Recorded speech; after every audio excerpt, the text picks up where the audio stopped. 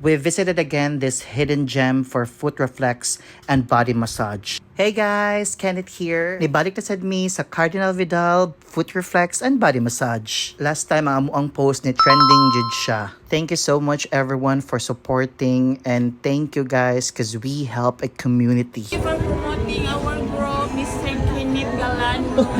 Bitaw guys, tindot kaayo lahang foot reflex and body massage diri. Super sulit kaayo. And guys, mao din natong makuha na benefits kung magpa foot reflex ka.